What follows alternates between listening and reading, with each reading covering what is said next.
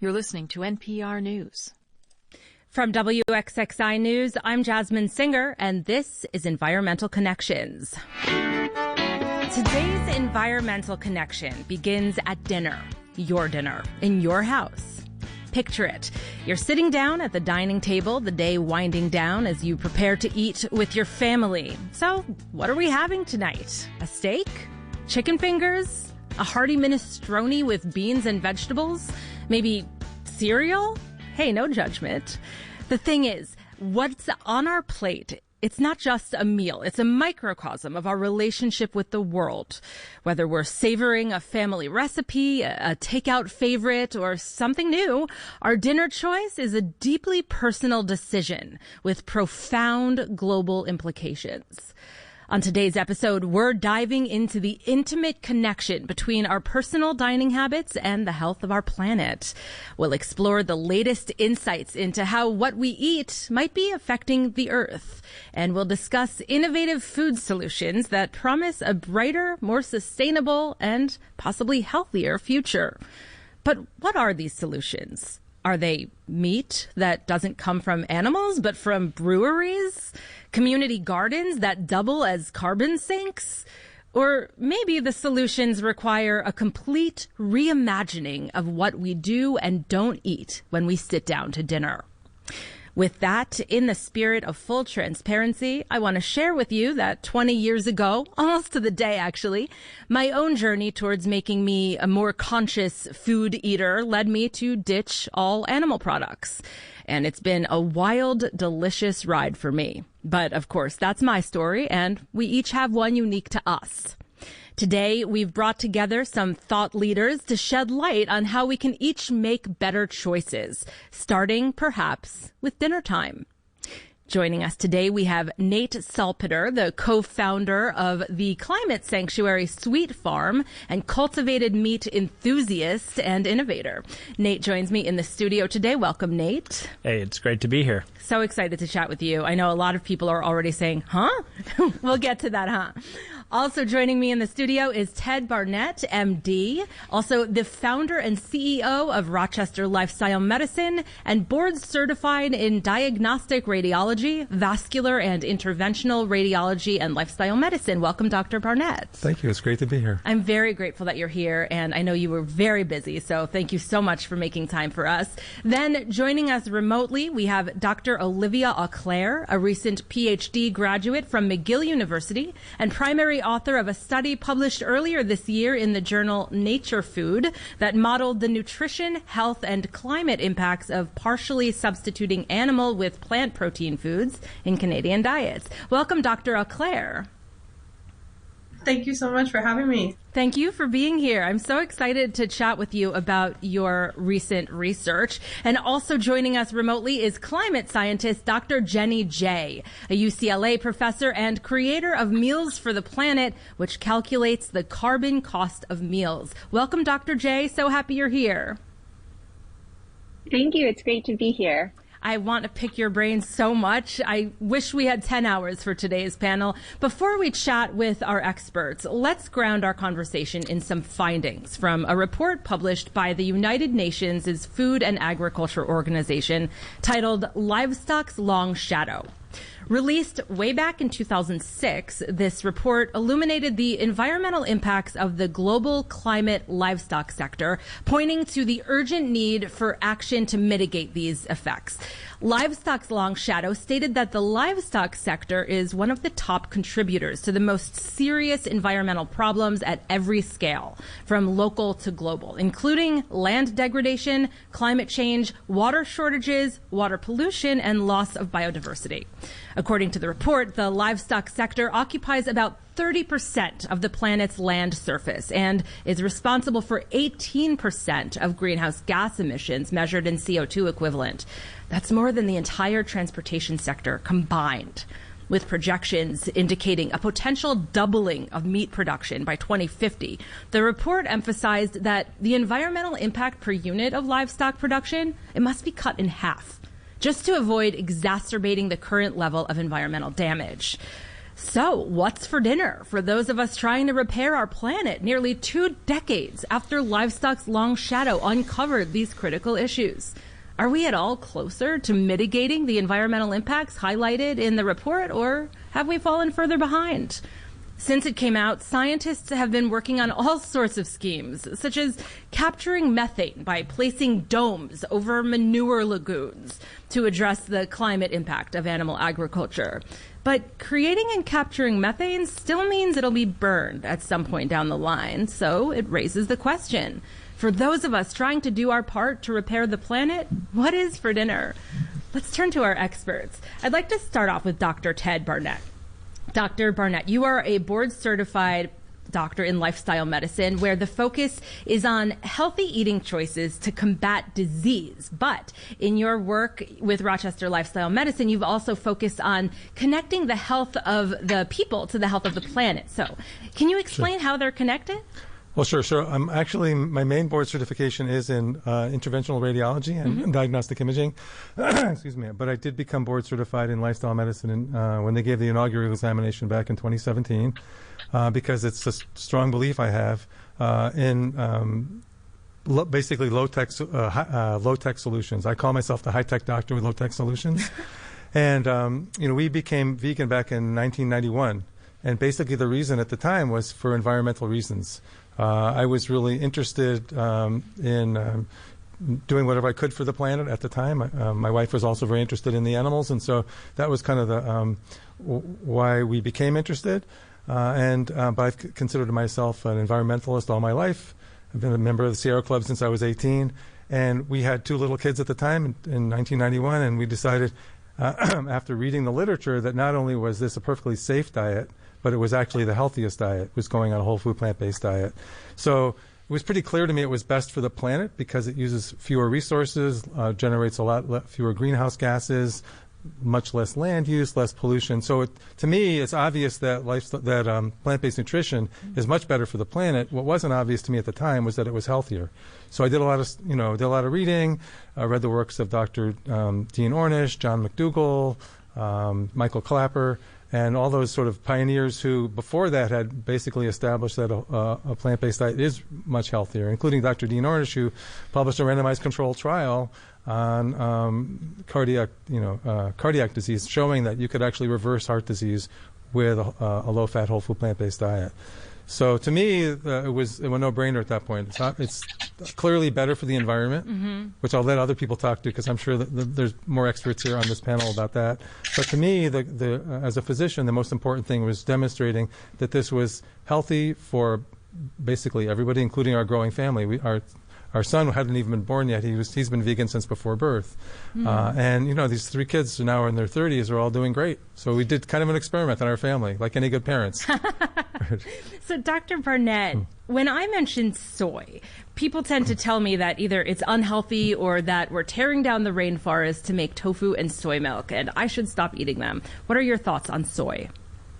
Well, for the environmental impact of soy, the reason we're tearing down the rainforest is not to feed humans; it's to feed animals. So that's, to me, not really a good argument. The question is whether you asked if soy was safe. Is that what you're asking? Or well, I first of all was very curious about whether that is true with the tofu and soy milk. Is that why we're tearing down the rainforest? And you're saying no. Right, correct. And from a health perspective, I know that soy has definitely been dragged through the mud. So I'm asking you what your thoughts are on soy in that way as well. Yeah, sure. So it's a good question. So, the Japanese, who are the longest lived people in the world, consume lots and lots of soy. And if you look around the planet, people who consume legumes and especially soy do fine. There's actually evidence that women with breast cancer, their rates of recurrence of breast cancer is reduced if they consume soy. And there's this whole kind of misconception that that soy contains these phytoestrogens, which it does, but that they're somehow dangerous, and they're not. Okay. It's been shown that soy is actually quite safe and actually quite beneficial for for health. It froths really well in my morning tea as well, just in case people are wondering what plant milk is good at frothing. No offense, oat milk. So, Dr. Barnett, do low greenhouse gas emitting diets tend to lead to any nutritional deficiencies? In other words, what I'm asking is, are the best foods for the climate completely aligned with the best foods for us, or is there a discrepancy there?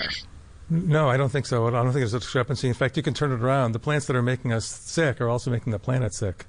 I mean, the diets that are making us sick are also making the planet sick. So, excuse me. I mean, there is one potential deficiency that people can have, which is vitamin B12. And it's a very easy supplement to take. I have it in the bathroom. I take it every morning when I'm brushing my teeth. And it's really a theoretical risk. And it's probably because... Well, I shouldn't say it's theoretical. It's a real risk with the modern diet because the modern diet has been so sanitized.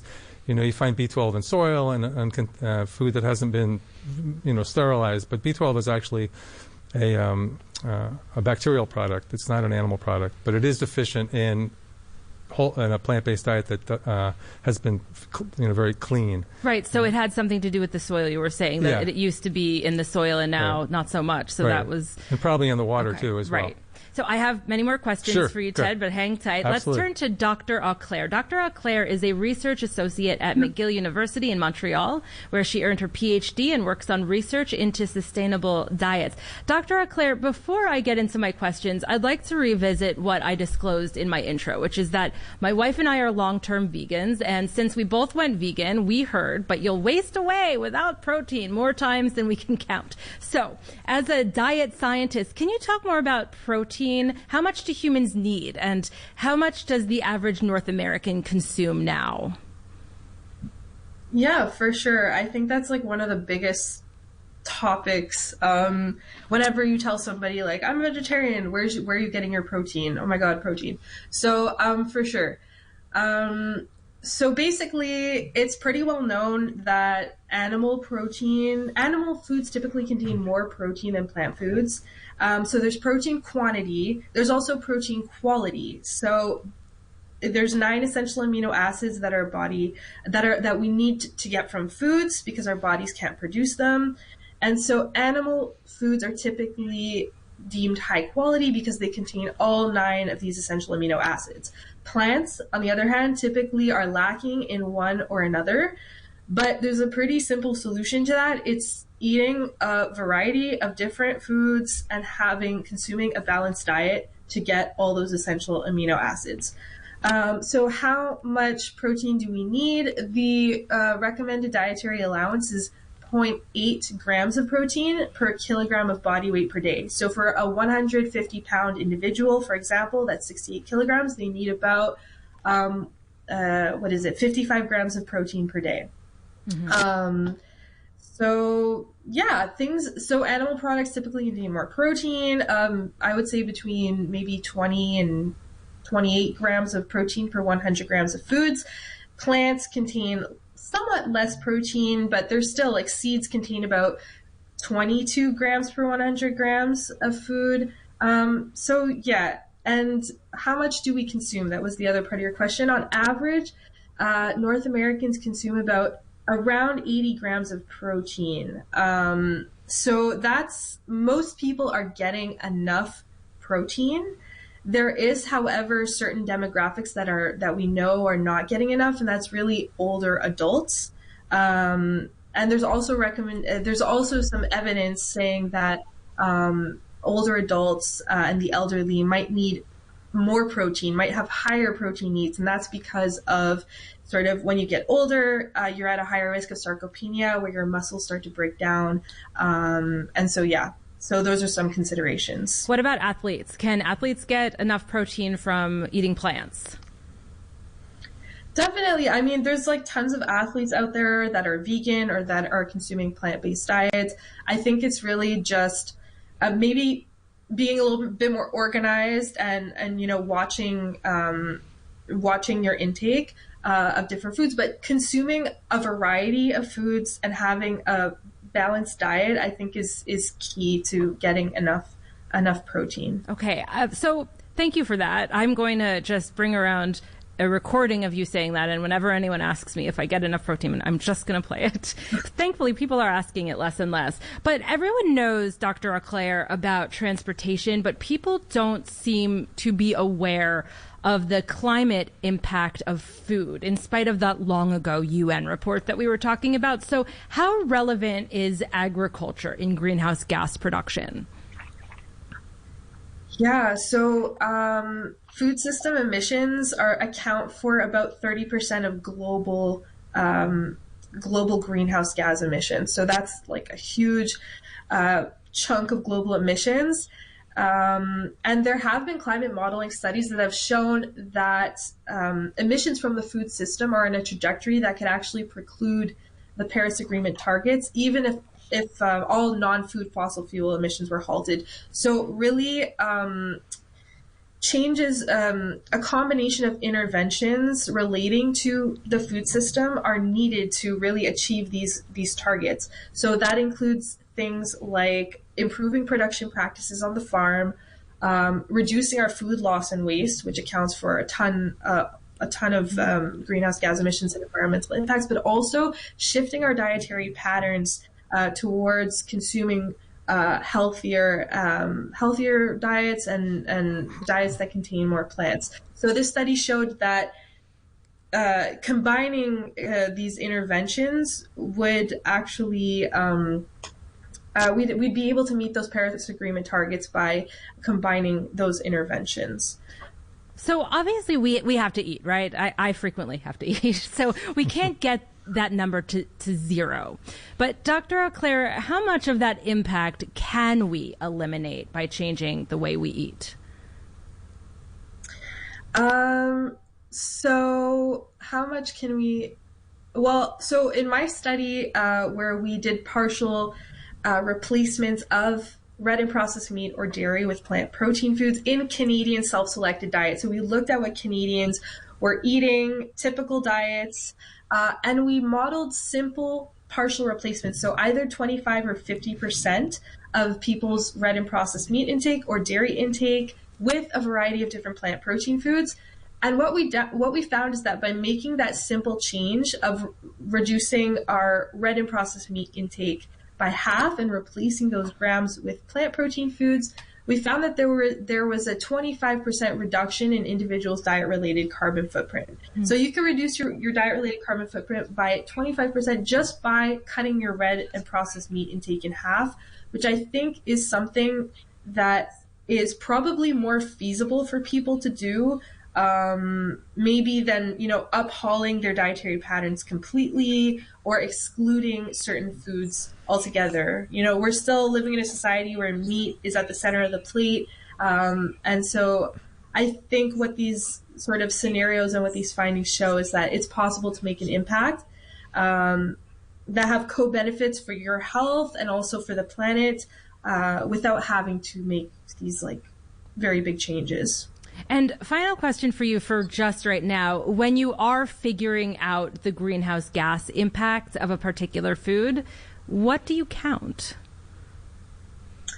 Yeah, that's a great question. I was more involved with linking the environmental impacts to our food consumption, but ultimately there are these studies called life cycle assessments that look at or that measure the environmental impact of a food throughout its lifespan, or at least that's the ideal case. Normally, but most often, these life cycle assessments will measure impacts from the farm to the processing gate. So really just from farm just to production. And part of the reason for that is because most of the impacts of a food occur on the farm. Actually, 75% of environmental impact of a food happens on the farm. And that's why the type of food that we're consuming has a major role in, what impact it has on the environment. Wow. Okay. There's a lot there I want to pick apart, but I We'll get back to you in just a moment. That was Dr. Olivia Auclair, a recent PhD graduate from the McGill University and primary author of a study published last month in the journal Nature Food that modeled the nutrition, health, and climate impacts of partially substituting animal protein with plant protein in Canadian diets. Thank you so much. Listeners, we are going to want to hear from you too, by the way. So if you have any questions for our guests, feel free to call in 844-295-TALK. That's 844-295-8255. If you're local, 263-9994. You can also email us at connections@wxxi.org. Let's turn to our next guest today, Dr. Jennifer Jay. She is a professor at the UCLA Samueli School of Engineering and the creator of Meals for the Planet. Dr. Jay, many of us probably don't know a whole lot about the carbon costs of the various foods that we eat. But if we did, we might make some changes. So is there a movement to require carbon costs on food labels? And if so, how close are we to that? How close are we to like picking up a box of cereal or a carton of pork chops or a bunch of bananas and knowing the climate cost? Oh, that's such a great question. And I totally agree that knowledge is essential in behavior change. And just wanted to mention that we did do a study at UCLA where we analyzed the footprint of the students' diet before they took a class on food and the environment, and then after. And they weren't all going vegan. They were making modest changes. But those modest changes were really substantial. And if we could say extrapolate them, if you could get this information out there to everyone in the country, the modest shifts we saw would add up to a third of what is required from our country for the Paris Climate Agreement targets. Wow. So we can do a lot with our food. As far as how far we are, there compared to how much knowledge there is out there in the scientific literature, I just don't see it making it into the to lay audiences very much, because the LCA or life cycle assessment studies that Dr. Auclair was mentioning, there are so many of them. And so I've gotten really passionate about just getting this information to people because they do make those changes when they see the numbers. The numbers are really well known. Absolutely. I think a lot of people tuning in right now, they really care about what their behaviors are and how they impact the planet. And that's why we're all here together. And I think a lot of this information is confusing to people, or there's misinformation campaigns, or, there's societal pressure. But when it comes to animal-based products, what is it about them that make them so carbon unfriendly?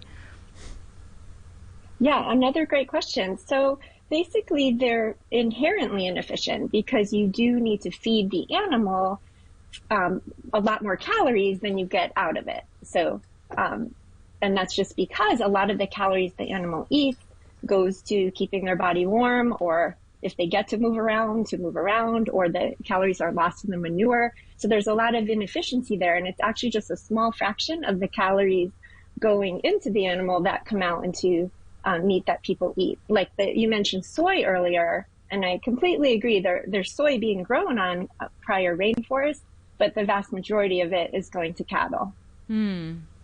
Interesting. Okay. And how do we avoid people going halfway, Dr. J? Like trading beef for chicken, for example, and not opting for truly climate-friendly foods? Or maybe that is yes, okay. But what are your thoughts on that? I'm so glad you asked that as well, because in the laboratory research part of my work, we work with local communities to study how factory farms or industrial animal production is impacting communities. So that's just another issue where when you compact so many animals in one place, which is what our food system does these days, their waste is then just a huge problem. It's a pollution issue, and it can travel off-site in air, through fertilizers, in water contamination, and people around this community are suffering. They're disproportionately communities of color are suffering from these impacts of factory farms. So there are other reasons besides just climate-friendly foods to avoid this packing together of animals and growing them in either, you might call them factory farms or CAFOs, concentrated animal feeding operations. Right. Well, thank you, Dr. J. I have more questions for you, but I want to talk to Nate Salpeter. You have a slightly different take on all of this, or at least different experience when it comes to this. Nate is the co-founder and executive director of Sweet Farm, which he describes as the world's first nonprofit sanctuary to address the devastating impact that factory farming has on climate change from the perspective of animals, plants, and the planet. Nate, sanctuaries for animals rescued from farming are found all over the country at this point, but your sanctuary is a little different. Can you tell us how? Absolutely. So I think the first thing to point out is there's a bunch of incredible individuals, organizations doing very important work across the spectrum of the food system. But the food system is just that. It's a complex system of production, transportation, consumption, government subsidies. It's all of these different pieces fitting together. So to silo an approach that is trying to really establish systematic change is something we really wanted to avoid. So we kind of took the blinders off in terms of let's look for those surgical opportunities to make broader impact. So when we describe Sweet Farm, it really is comprised of three different areas. So there's an animal related program. So we have rescue animals, and that's very much your traditional sanctuary approach. There's an education component, very grassroots. But then we also integrate in plant-based agriculture. So we have a regenerative agriculture program on the site. We grow all sorts of heirloom varieties of tomatoes and produce and cut flowers and things that really draw individuals into what we're wanting to educate around. What are the issues? Why are they important? Right? You get people who come in from the animal ag side, or they may eat meat, and but they're coming in because they're interested in the plant-based agriculture. We have an opportunity to chat with them. Similarly, we have individuals coming in who may have been vegan for the last 40 years, but they have no idea that there's actually a very close connection within their own food system to animal agriculture, even though the food on the shelf and the food on their plate might be plants. They don't realize they're fertilized and by bone meal, blood meal, fish meal, feather meal, all these things that are actually tied to animal agriculture at its core. But the third program is our technology program. And I think that's really the core of your question, where Sweet Farm truly differentiates itself. And this is really targeted at supporting budding entrepreneurs and corporates looking to make their transition into areas like plant-based proteins. That could be it could be proteins produced through precision fermentation. It could be companies that are actually focused on productions of the plants themselves. So how do we reduce crop loss during spring frosts, or boost efficiencies in that? So it's really about making the entire system, regardless of whether it's in the protein space or beyond, much more sustainable in a stepwise fashion.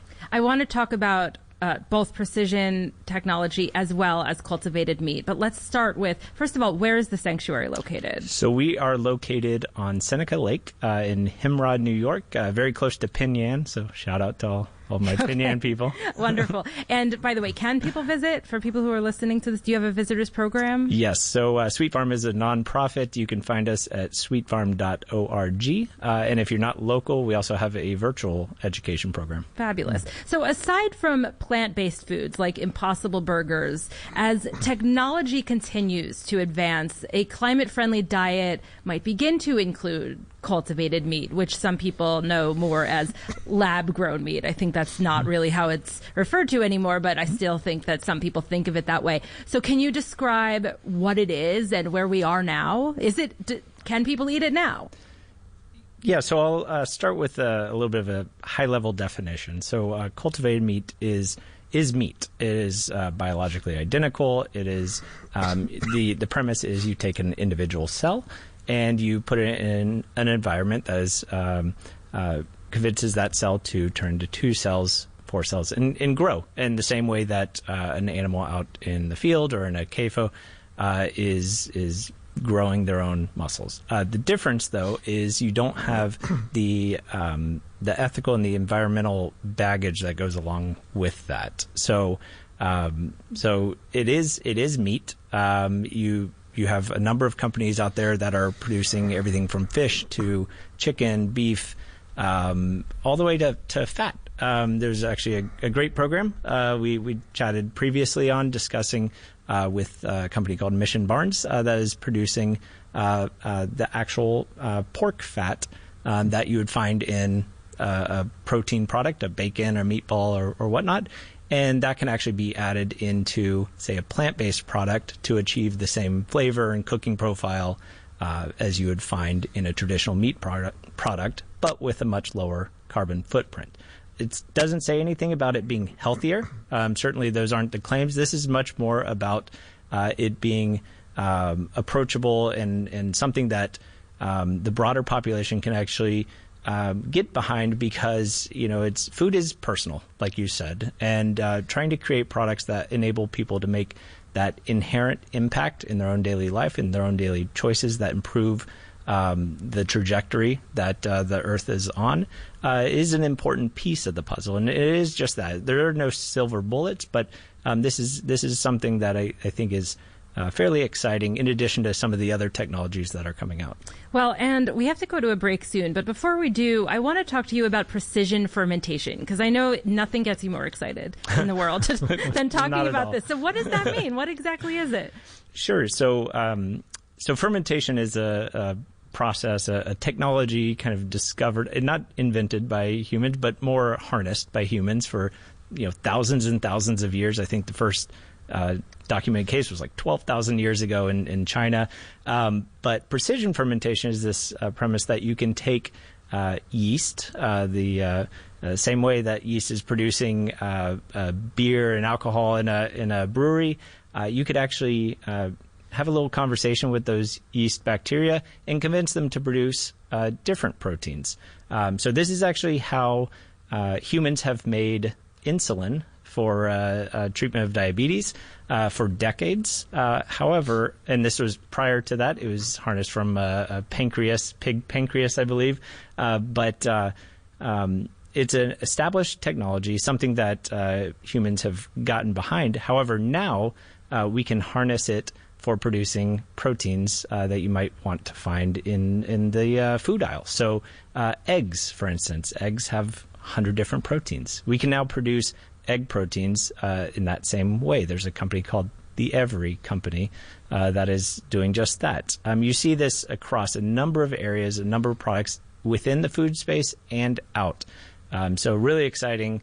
But yeah, so just like that, you can go down and rather than having a CAFO producing eggs, you can have very environmentally sustainable business that is actually brewing the exact same egg proteins without the need for that. And just so that we're clear, you're not talking about like a Star Trek replicator right now, right? You're talking about real life.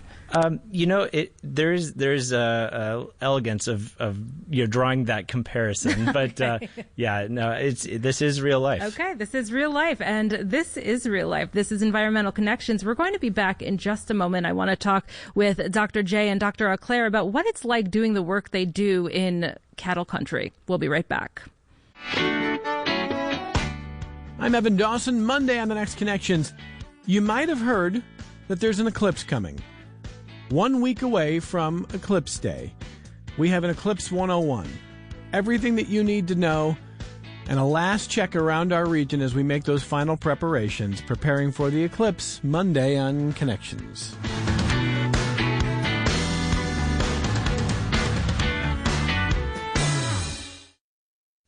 This is Evan Dawson. Join me for a special episode of Connections on Monday, April 8th at 3 p.m. We'll be broadcasting from the roof of the WXXI studios, celebrating the solar eclipse. You'll hear from WXXI reporters in the field, eclipse fans from around our region, and we'll experience those minutes of totality together during this remarkable celestial event. Join us on Monday, April 8th from 3 to 4 on Connections. Welcome back to Environmental Connections. I'm Jasmine Singer. I'm so happy you're here with us today. We're chatting about how we can eat in alignment with the planet, because so many of us, we don't even really know what that means. There's so much different information coming at us, and let alone the marketing when we're at the grocery store shelves. I'm joined today by an incredible expert panel today. Nate Salpeter was just speaking. He is the co-founder of the climate sanctuary Sweet Farm, as well as a cultivated meat enthusiast and innovator, and probably a Star Trek fan. We have Dr. Ted Barnett, who is the founder and CEO of Rochester Lifestyle Medicine, among many other accomplishments. And joining us remotely today, we have Olivia Auclair, a recent PhD graduate from McGill University and the primary author of a brand new study published in the journal Nature Food that modeled the nutrition, health, and climate impacts of partially substituting animal with plant protein foods in Canadian diets. We also have Dr. Jenny Jay, a UCLA professor and creator of Meals for the Planet, which calculates the carbon costs of meals. And listeners, we'd love to hear from you. I'm already getting a bunch of emails. Feel free to call us 844-295-TALK. That's 844-295-8255. You can also call 263-9994 if you're local, or email us at connections@wxxi.org. So prior to the show starting, we received this comment from a listener named Charles. I will read it. Shoot your food yourself. Failing step 1, buy bison meat. The end. Okay, well, thank you for that, Charles. I think your sentiments reflect a lot of people that I hear from frequently. And I'd love your thoughts on this, Nate, because as far as I can tell, regardless of whether you think hunting is virtuous or ugly, it obviously isn't scalable. And we're trying to figure out how to feed the world, not how to feed yourself. What say you? Yeah, so so interestingly, Sweet Farm originally started in California, and one of our biggest supporters and fans of the work that we did was a family that the husband was actually a hunter. And you'd think, okay, animal sanctuary, hunters, how does that connect? And so there is a point to be made around individuals that are going out and hunting for their own food are more connected and conscientious about where their food is coming from than just about anyone that's going out and to Kroger or Safeway or wherever to buy their food. But on the point of scalability, how do we move the planet forward so that the 8 whatever billion people that are on the planet today and the 2 billion more mouths to feed by 2050? By the way, that is two circumferences around runs around the earth of mouths in additional people in the next 20 years to feed. So how do we scale that? We need some real step changes across the food system that can scale, because not every individual is going to be able to go out to their 2-acre, 50-acre, whatever size hunting plot that they can go out to. But I think thank you for the question. I think it's an important one. I do too. I think it's a very important one. I mean, I was kind of joking a little bit about it because of the way it was written, but it is something a lot of people think about. And what I find fascinating, and Dr. J, I'd love your thoughts on this too. What I find fascinating about it is that my guess is Charles is more or less aligned with us here with what the doctors are saying today, because if that is the way you want to consume animal products, then in order to do so in a way that is ecologically friendly, you would probably be eating mostly plant-based foods. Dr. J, what do you think? Yes, absolutely. That's one of the. I know there's a lot of information out there, but a simple rule would be to stick more toward the plant-based foods. And there are a lot of common ground with people who are of different views. Dr. J, sticking with you for just a minute, your Meals for the Planet program encourages individuals to make different food choices to address climate change. So how do you know whether this program and programs like it are having the desired effect?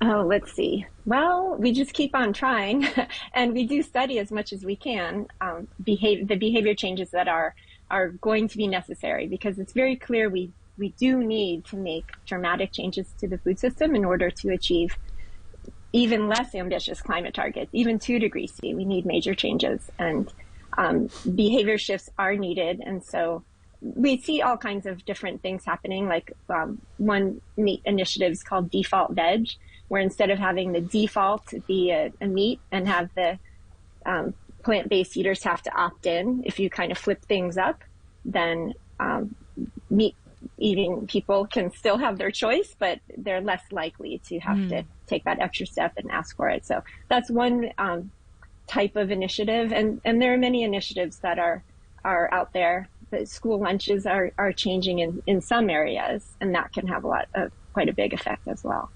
Dr. J, just one more question for you, and it's about something that I love, which is beans. If we could get people to eat more of them, would we change the world? Absolutely. Beans are just the unsung heroes. Beans and peanuts, actually. There's even a study by Eschel et al. That studied, that analyzed the nutrition profile of different foods along with their environmental profile and figured out the best foods to replace beef based on protein and calorie density, the energy you would get. And basically some combination of, peanuts and beans were really the top one. And many cultures have a legume as a staple food. You can have dals and beans in all different cultures. Amazing. So I totally agree. Yeah, beans. Dr. Barnett, question for you about beans.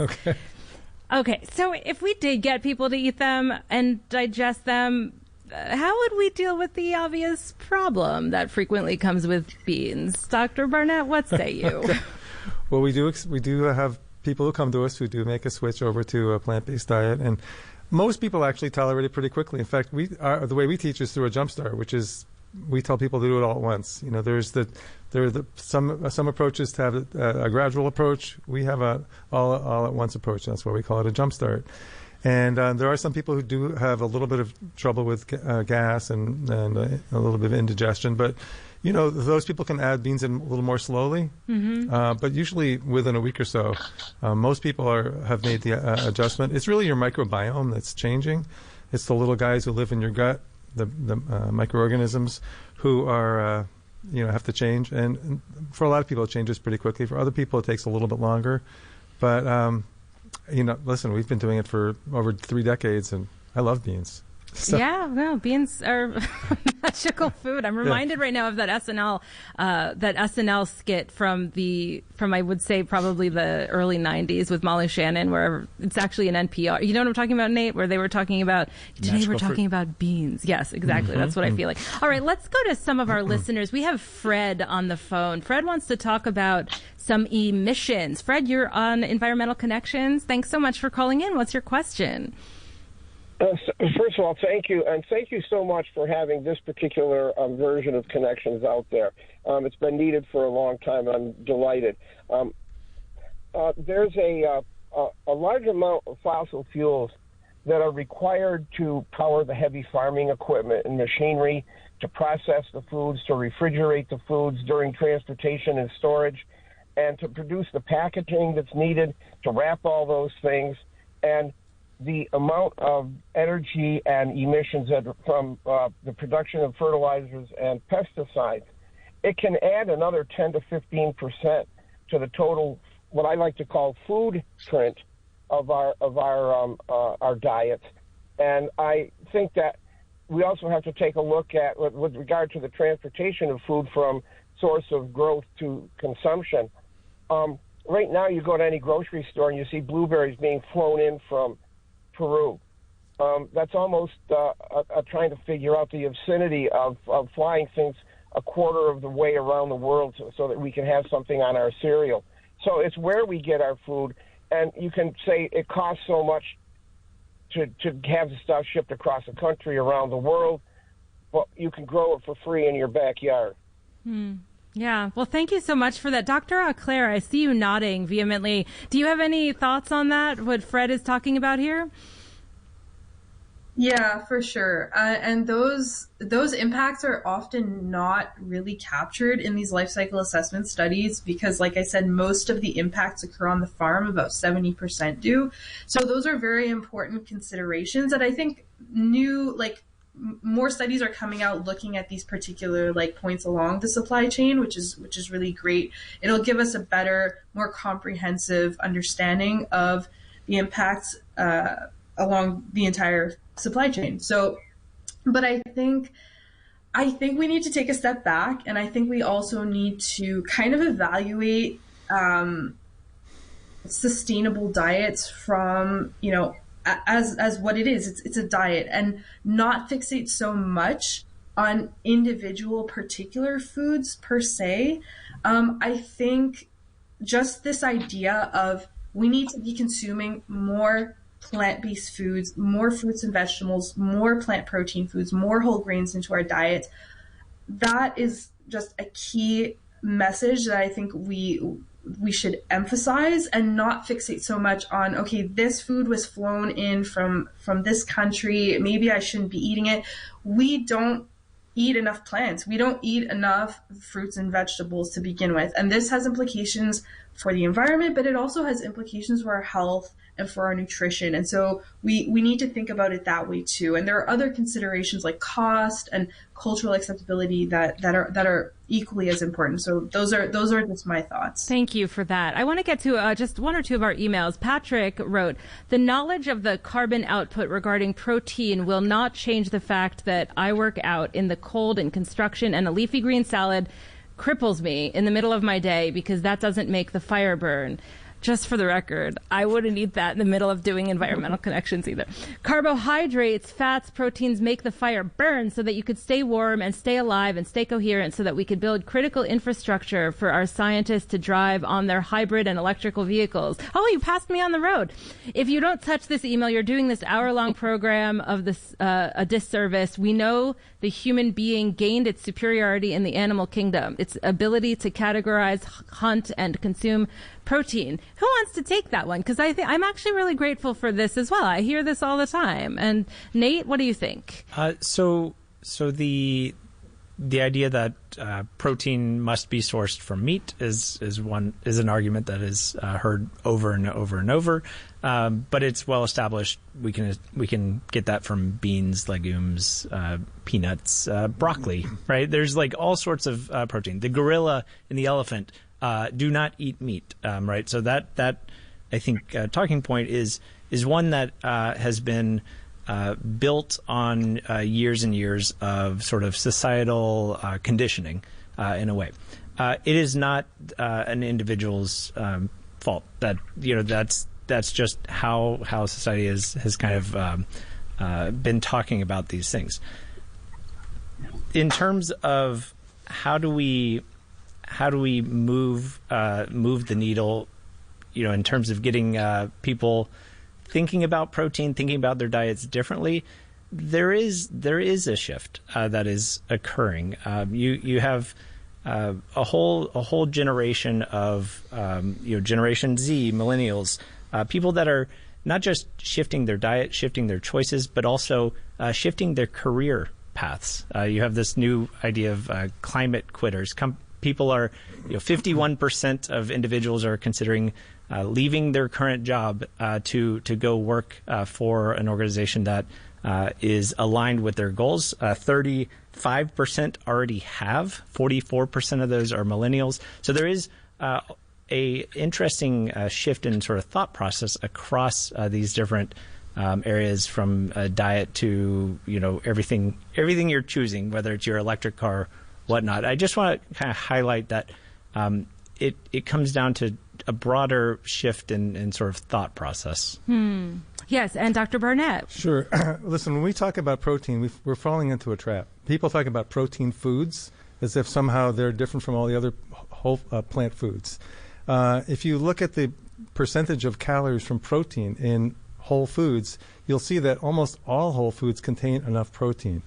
You mentioned broccoli. I mean, broccoli is 44% calories from protein.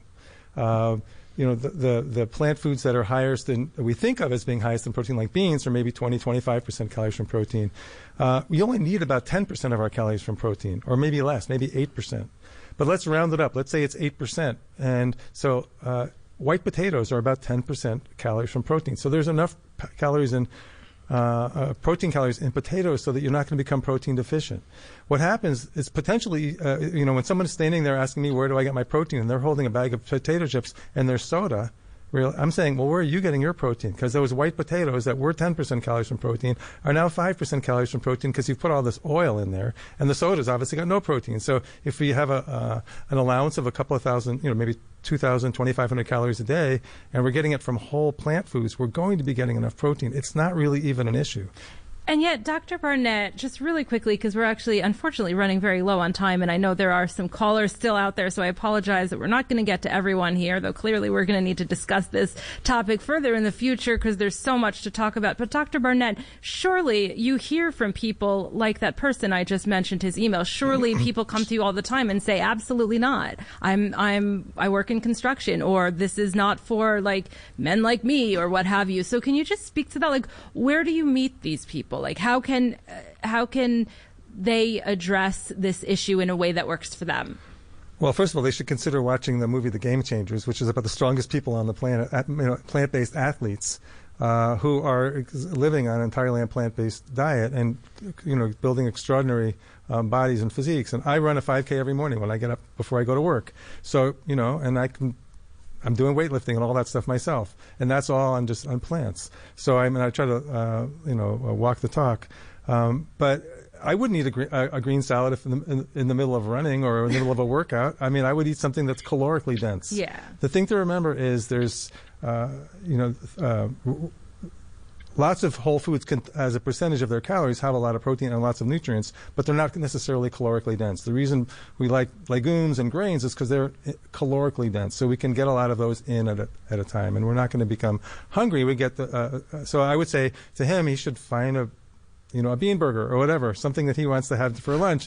I would not eat a small, green salad, which although as a percentage of calories has a lot of protein, it's not a lot of calories. So it's not going to get you through the day. Right. And Nate? Yeah, so one thing to kind of go alongside this discussion. And we'll have to is, keep it quick. I'm sorry. Yeah. So the work that we're doing at Sweet Farm with these companies that are involved in cultivated meat, for instance, are really focused on addressing the group of massive group of the population that will continue to eat meat as part of their diet. So that's wow. Well, thank you. There's been so much incredible discussion here, and this is a wrap on today's dive. But maybe we'll do it again sometime. Hope all of you call back in.